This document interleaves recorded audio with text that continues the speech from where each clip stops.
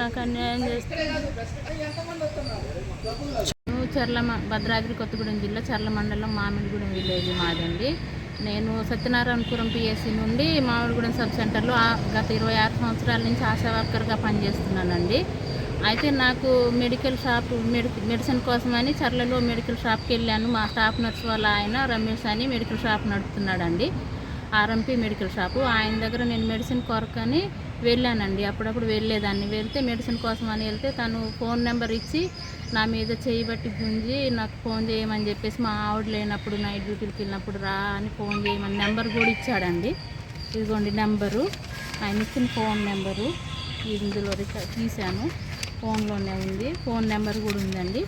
అట్లా చేసేసి నన్ను వాళ్ళు ఆ గొడవ తర్వాత నేను ఫోన్ చేసి వాళ్ళ ఆవిడకి వాళ్ళ అత్తగారికి చెప్పానండి, మీ ఆయన ఇలాగ అంటున్నాడని చెప్తే వాళ్ళు కూడా నా మీద గొడవ చేశారు. తర్వాత నేను ఫిబ్రవరి 26వ తారీఖు డెలివరీ కేసుకి వెళ్ళానండి. డెలివరీ కేసు సత్యనారాయణపురం పిఎస్సికి కారం కళ్యాణి అనే అమ్మాయిని 25వ తారీఖు తీసుకెళ్ళానండి. ఫిబ్రవరి 25వ తారీఖు వెళ్ళి 26వ తారీఖు డెలివరీ అయింది పొద్దుటే. ఆమె నేను స్టాఫ్ నర్సు సుమారాని నేను ఇద్దరం తెల్లవారులు డెలివరీ చేసామండి. మంచిగానే ఉన్నాం. ఆమె నేనేమనలేదు, ఆమె నన్ను ఏమనలేదు. డాక్టర్ గారు కూడా ఉన్నారు, నాగేష్ గారు.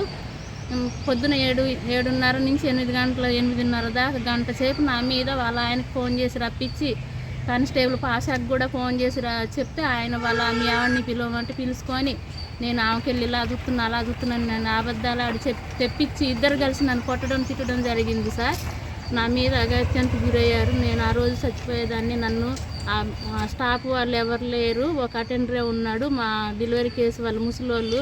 ఆ అమ్మాయి అప్పుడే డెలివరీ అయిన అమ్మాయి ఉంది. నన్ను రూమ్లో పెట్టి దాచిపెట్టారండి. చంపేస్తానని బెదిరించాడు బాగా. నన్ను ఎవడు బట్టి పీకుతాడు, మీడియా వాళ్ళకి చెప్తానంటే వాళ్ళు పీకుతారా అని అనడం, పోలీసు వాళ్ళకి చెప్తానంటే వాళ్ళు పీకలేరు, నువ్వేం చేయగలవే లంజా అని తిట్టారు. నా దగ్గర ఈ ఫోన్లో రికార్డింగ్ కూడా ఉందండి. నువ్వేం చేయగలవు లంజా, కోయ లంజా, నువ్వేంటి లంజా నన్ను అంటున్నావు. నేను చెప్తే నాతో బండవేరు, ఇప్పుడే బండితే నేను నీతో బూతులు తిట్టాడు. నా నోటితో చెప్పుకోలేకపోతున్నా.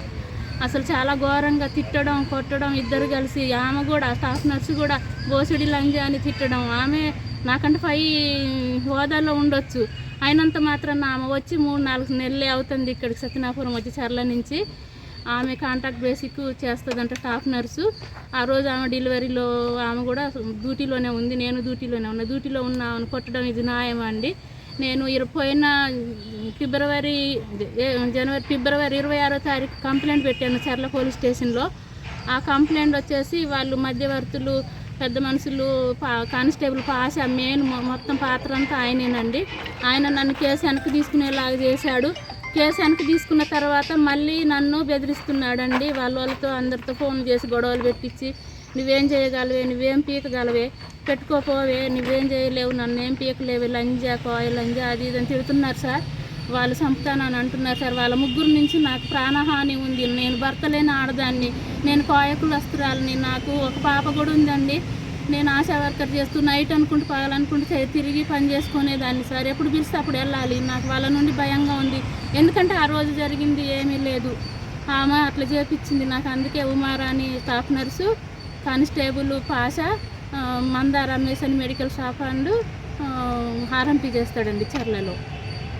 వాళ్ళ మీద ఎలాగైనా కేసు ఫైల్ చేసి ఎఫ్ఐఆర్ ఫైల్ చేసి నాకు న్యాయం చేయగలరని కోరుతున్నా. అట్లా ఏఎస్పీ ఆఫీస్కి భద్రాచలం వచ్చానండి.